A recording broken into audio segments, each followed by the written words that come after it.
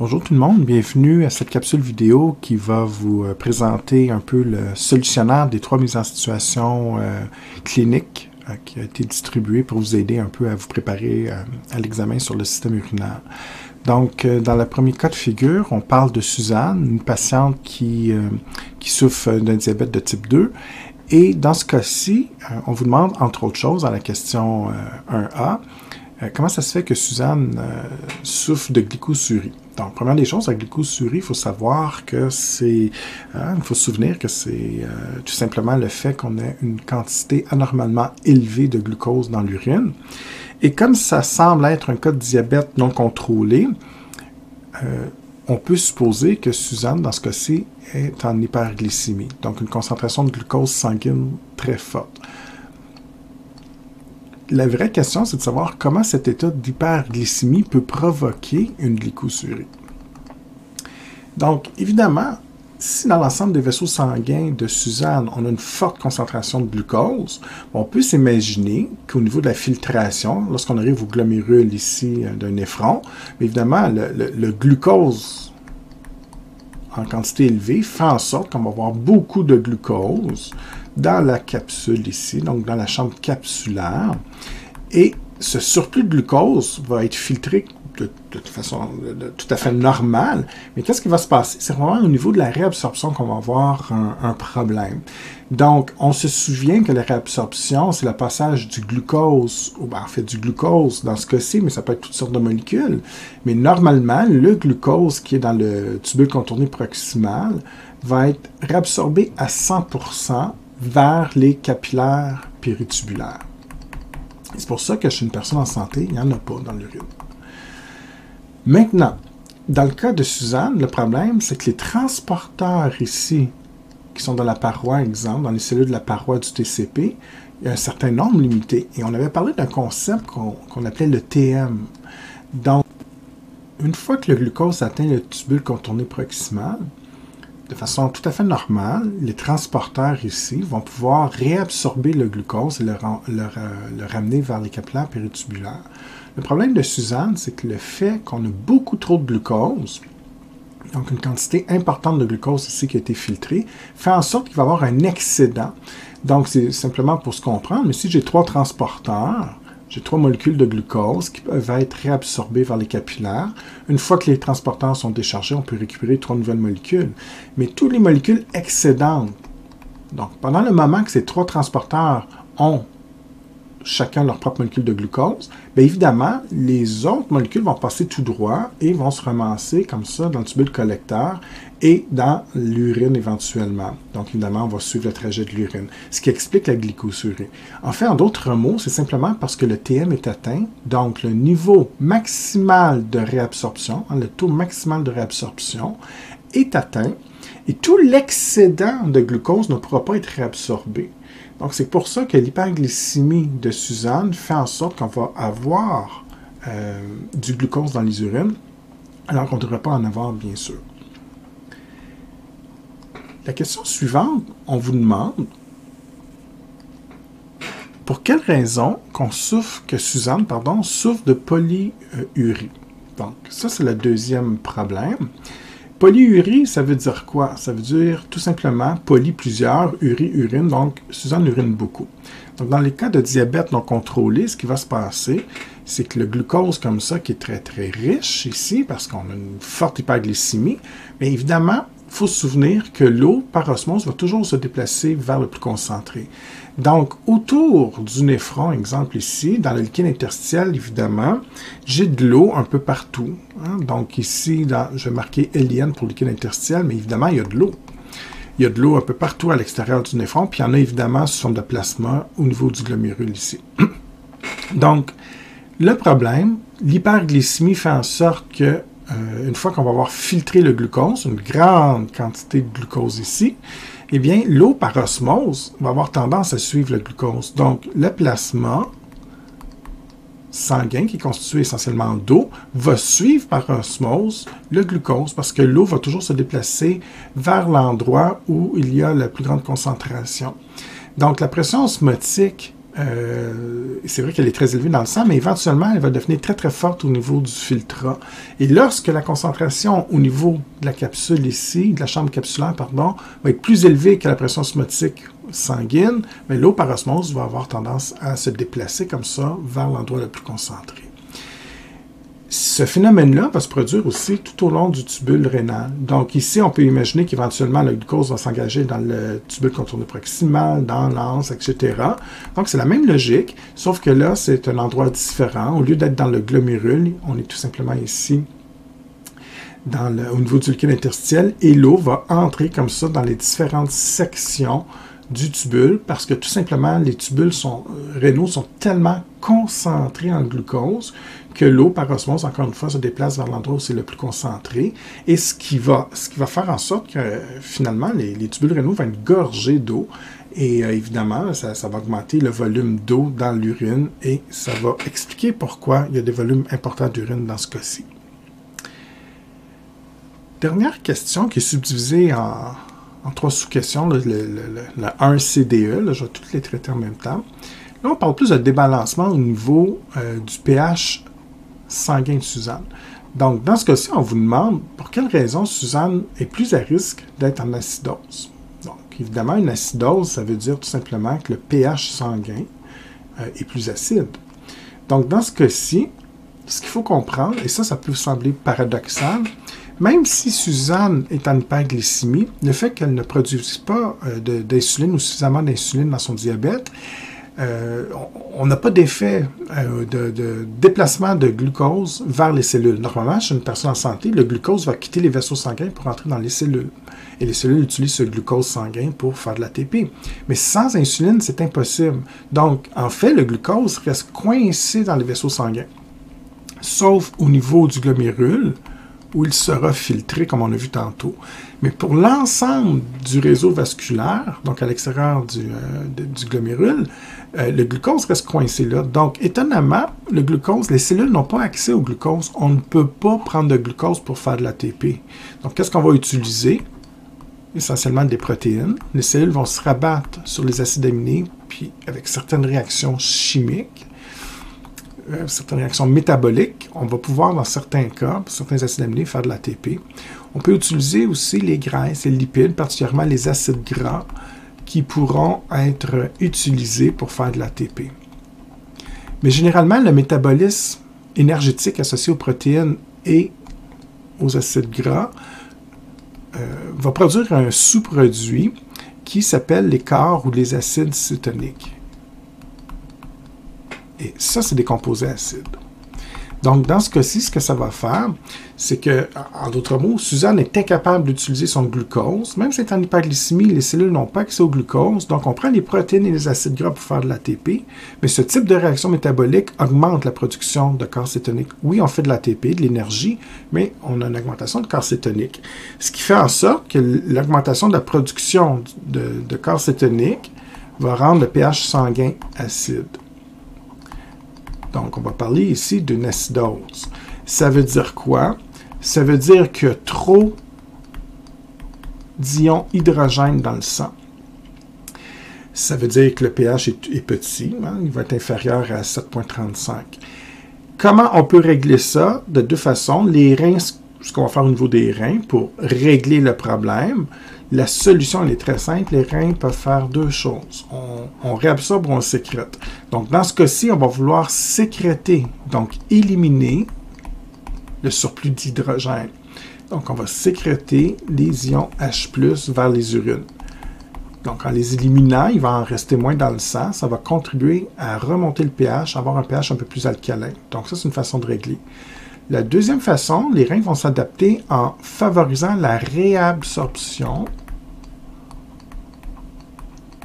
des ions HCO3-.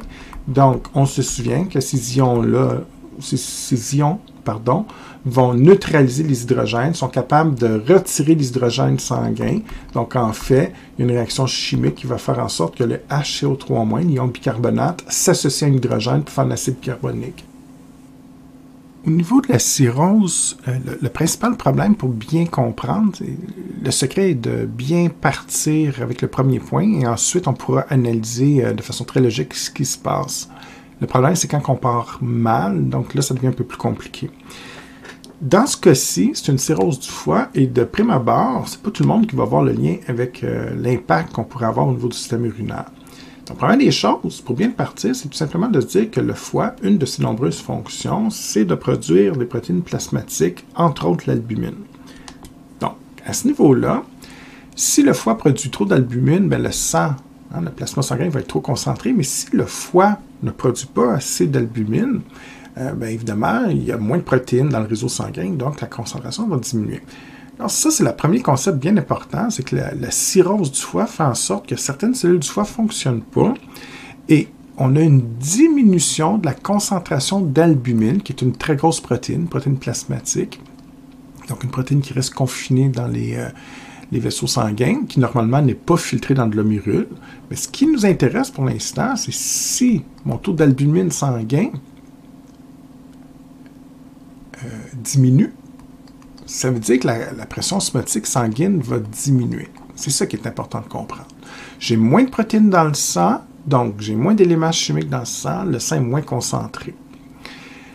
Et si on conserve ça en tête, ça devient très très simple. Donc, une des premières questions qu'on vous demande dans cette mise en situation clinique, on vous demande pourquoi cette faible concentration d'albumine sanguine, donc l'albuminémie, pourquoi cette albuminémie faible va avoir un impact sur la pression nette de filtration et même on pourrait penser au DFG. Donc c'est très simple maintenant. Si on sait que le sang est moins concentré, donc la pression osmotique est plus faible ici, par comparaison, le liquide qui va être dans le filtrat ici serait plus concentré. Okay? Donc, le fait qu'on diminue la concentration sanguine fait en sorte qu'ici, au niveau du filtrat, ça va être un peu plus concentré. Donc, ça va favoriser le déplacement par osmose, toujours l'eau qui se déplace vers le plus concentré. Donc, comme la concentration sanguine devient plus faible que l'extérieur, si cette situation se produit, dans ce cas-là, on va augmenter la pression nette de filtration, puis bien sûr, on va augmenter le DFG, c'est relié, les deux vont dans le même sens. Donc, le débit de filtration va être un peu plus élevé, il y a plus d'eau qui va circuler et en bout de ligne, ça pourrait même augmenter, s'il n'y a pas d'autorégulation, on pourrait même augmenter le niveau de production d'urine. Donc, c'est aussi simple que ça. La deuxième question, on vous demande, OK, on comprend pourquoi dans ce cas-ci, on va augmenter le niveau de filtration, le DFG, la production d'urine. Hein? Donc ça, c'est assez simple, l'impact au niveau des reins. Mais là, on se rend compte que ce patient-là, en plus de souffrir de polyurie, de volume accru d'urine, il produit plus d'urine, on se rend compte qu'il y a aussi un édème généralisé. Donc, dans ce cas-ci, l'édème généralisé, on va l'expliquer exactement de la même manière que ce qu'on vient de faire, sauf qu'on n'est pas au même endroit. Donc, il faut juste comprendre qu'au lieu d'être dans les reins, on est dans l'ensemble des vaisseaux sanguins de l'organisme de Roland. Donc, exemple, ici, le vaisseau sanguin qui est ici, mettons, c'est une petite artère, une artériole, peu importe. Évidemment, le sang n'est pas plus concentré, que ce soit au niveau du glomérule et au niveau des reins. Le sang est moins concentré, bien entendu, mais c'est la même chose ici au niveau sanguin. Donc, le foie ne produit pas de protéines de type albumine, donc le sang est moins concentré. Si je regarde à l'extérieur du vaisseau sanguin, mais c'est toujours la même chose, des cellules qui vont constituer les différents organes, donc les différents tissus, etc. Et il y a de l'eau qui circule entre ces cellules-là, qu'on appelle le liquide interstitiel. Et dans ce cas-ci, le liquide interstitiel deviendrait, par comparaison, plus concentré. Je donne des chiffres, tout simplement. Avant la cirrhose, 0,9% exemple de concentration. Dans le liquide interstitiel, j'ai autour de 0,9% aussi. Je suis en équilibre, il n'y a pas de déplacement d'eau par osmose. Malheureusement, la cirrhose du foie de Roland fait en sorte que j'ai moins de protéines, moins d'albumine. Donc, au lieu d'être à 0,9, ce qui est la norme, on tombe, par exemple, à 0,8%. Bien évidemment, 0,8 par comparaison à la concentration qui est normale de 0,9, bien, quand même, si je compare les deux, le point 9 devient plus élevé que le point 8, et par osmose, comme l'eau se déplace toujours vers le plus concentré, il va y avoir une fuite du plasma sanguin, de l'eau, comme ça, vers le liquide interstitiel. Et donc, l'accumulation de liquide dans les tissus, ce qui explique l'édème généralisé et l'enflure qui pourrait être visible à certains endroits dans le corps de Roland, notamment les jambes, parce que par gravité, même si c'est un édème généralisé, par gravité, l'eau aura tendance à descendre dans les membres inférieurs si la personne marche ou si elle est debout. Donc ça explique un peu la question B. Ensuite, ce qu'on vous demande, on vous dit que Roland, quand on prend une prise sanguine, il y a une surproduction d'une hormone qui s'appelle l'aldostérone. Comment on peut expliquer ça? Donc évidemment, il y a plusieurs mécanismes d'adaptation qui vont se produire, mais c'est certain que l'aldostérone va être une de ces réponses. Pourquoi? Ben, il y a une fuite d'eau au niveau des tissus, donc il y a de l'édème généralisé. L'eau quitte comme ça, donc il en reste moins au niveau du vaisseau sanguin. On veut récupérer cette eau-là. Et tantôt, je vous disais qu'on avait un peu le même phénomène au niveau des reins. On avait une accumulation de liquide qui se ramassait justement par le déplacement d'osmose vers les tubules rénaux, donc un volume accru d'eau. En fait, Roland se déshydrate littéralement à deux endroits, dans l'ensemble de son corps, par le débalancement osmotique, comme ça, au niveau des tissus, mais aussi au niveau des urines. Donc, dans ce cas-ci, l'aldostérone va être une réponse naturelle pour favoriser la réabsorption de l'eau. Si vous vous souvenez, on va récupérer l'eau. Hein? On réabsorbe l'eau au niveau des tubules. C'est une réabsorption facultative de l'eau qu'on avait déjà vue, qui pouvait se faire dans le tubule contourné distal ou collecteur. Donc, on va réabsorber tout simplement le maximum d'eau qu'on peut. OK, donc, réabsorbe l'eau tout simplement. Là, on vous parle d'une surproduction. Pourquoi? Parce qu'en fait, on ne réglera jamais le problème. C'est ça qui est important de saisir. Quand même bien qu'on fait beaucoup plus d'hormones, qu'on réabsorbe beaucoup plus d'eau, et cette eau-là retourne en circulation. Qu'est-ce qui va arriver? Bien, aussitôt qu'on revient en circulation sanguine, l'eau va continuer à quitter parce qu'on n'a pas réglé le débalancement osmotique. Donc, l'eau quitte les vaisseaux sanguins, retourne pour amplifier l'œdème. Et en plus, on pourrait avoir encore un problème de polyurie, donc de diurèse excessive, parce qu'on a toujours, tant qu'il n'y a pas d'albumine, on a toujours un sang moins concentré. C'est pour ça qu'on vous parle de surproduction. C'est qu'en fait, quand même bien qu'on fait de l'aldostérone pour résoudre le problème, il va toujours y avoir un manque d'eau. Littéralement, c'est un peu comme boire de l'eau. La personne est déshydratée, elle va boire plus de l'eau. Je réabsorbe l'eau avec l'aldostérone, c'est le même effet, mais aussitôt qu'on a un gain d'eau, on va la perdre. On va avoir une espèce de fuite qui fait qu'on va juste amplifier le problème d'édème, tant qu'on n'a pas réglé le débalancement osmotique. Donc, dans ce cas-ci, dernière question qu'on vous demande, l'édème, l'avant-dernière en fait, l'édème, ça va être quoi son impact sur le DFG? Donc, si l'eau fuit comme ça dans les tissus, cet impact de l'édème va contribuer à diminuer le DFG, tout simplement parce qu'il y a moins d'eau qui va arriver au rein. Donc là, je sais que ça semble paradoxal avec la réponse de tantôt. C'est pour ça que c'est très important de cerner le contexte d'une question. Si on regarde, puis on vous parle du débalancement de la pression osmotique au niveau des reins, ça favorise la production d'urine puis la filtration. Mais si on regarde juste l'impact de l'œdème, puis qu'on ne considère plus l'autre facteur, bien évidemment, si j'ai l'eau quitte pour aller dans les tissus, il m'en reste moins dans les reins.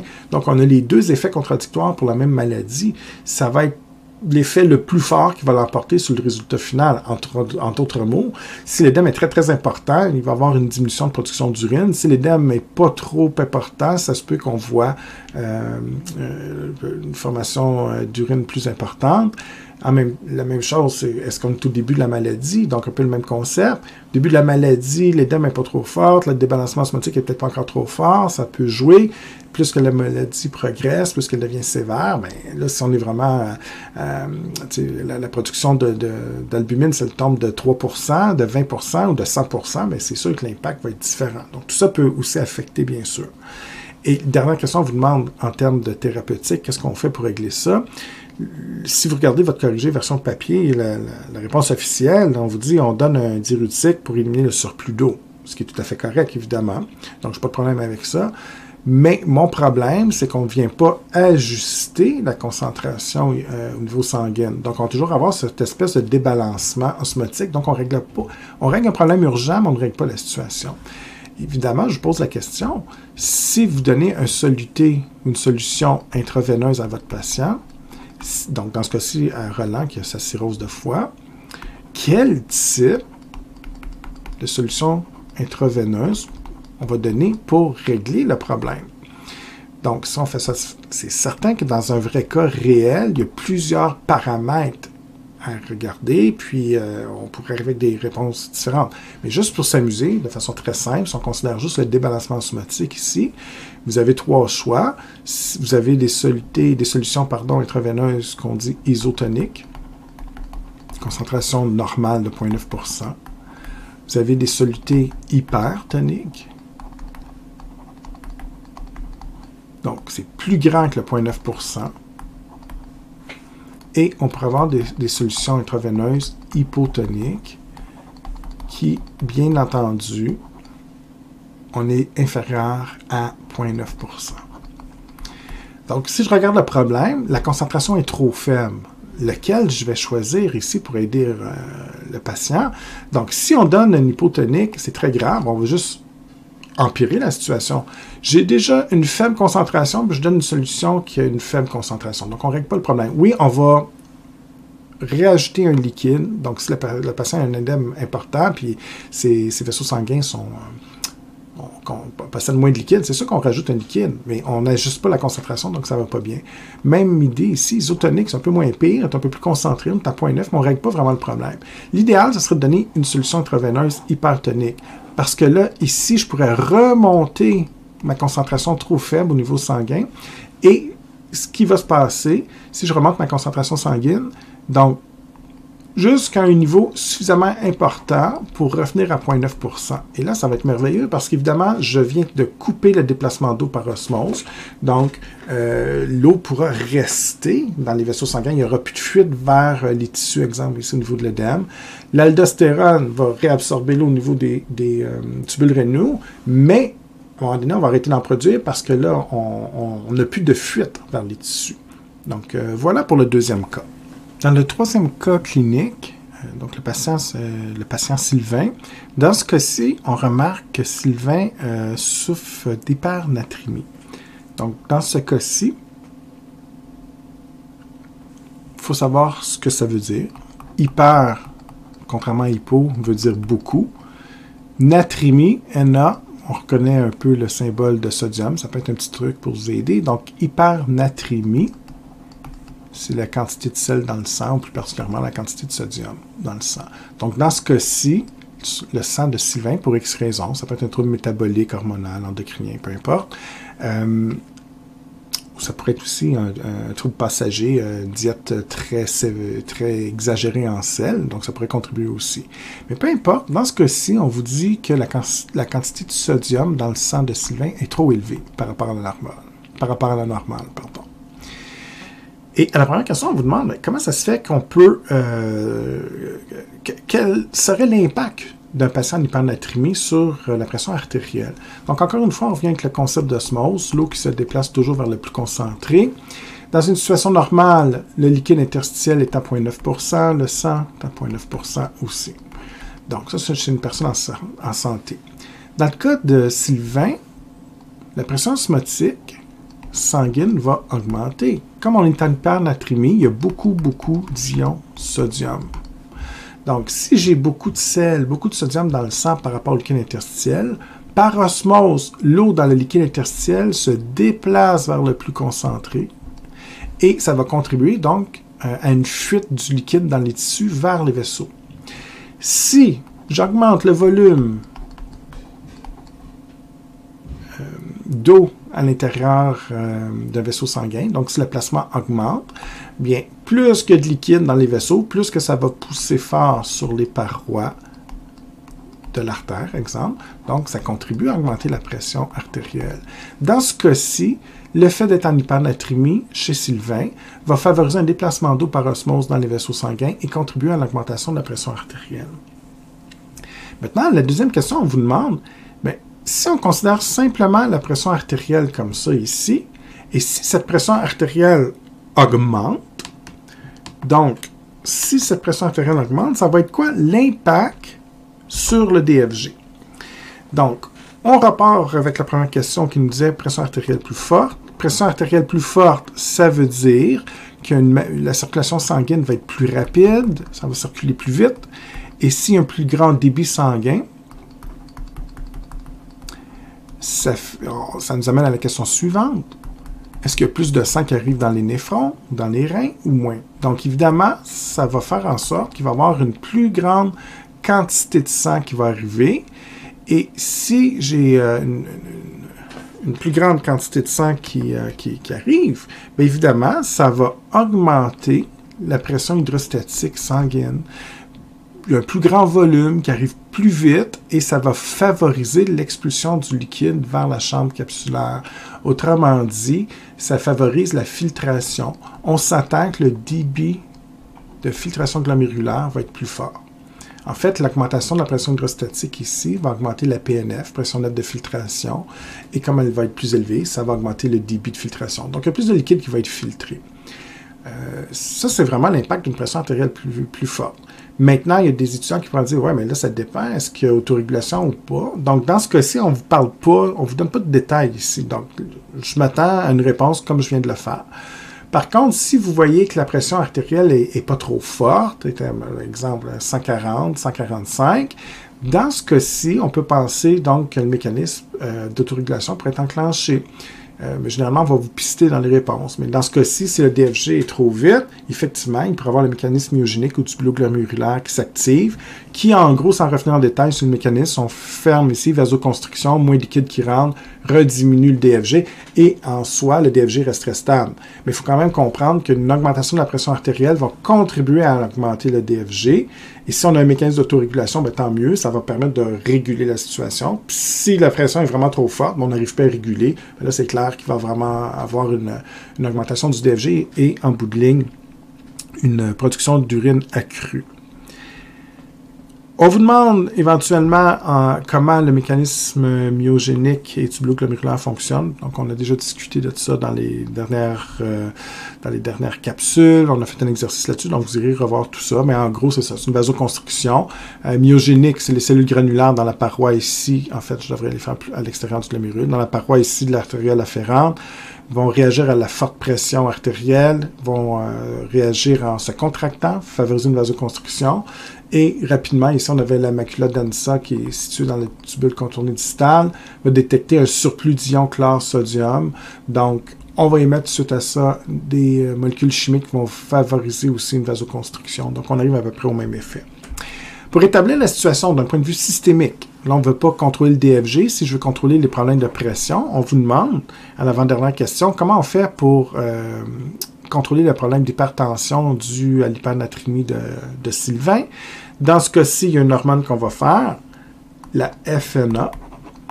Et en faisant de la FNA, qui est produite au niveau de l'oreillette droite du cœur, on va contribuer à diminuer la pression artérielle. Donc, on pourrait rétablir le problème de Sylvain ici de façon naturelle.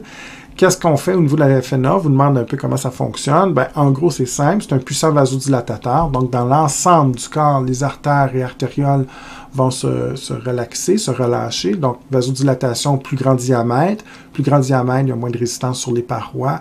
Donc, on va contribuer à diminuer la pression artérielle. Donc, ça, c'est comme le premier grand effet. Il faut se le dire, la FNA a beaucoup d'effets, mais ça, c'est comme les deux effets classiques qu'il faut savoir. Donc, vasodilatation de l'ensemble des artères artérioles. Et le deuxième effet, on va également augmenter le DFG, donc la perte de liquide dans les urines. Comment c'est possible?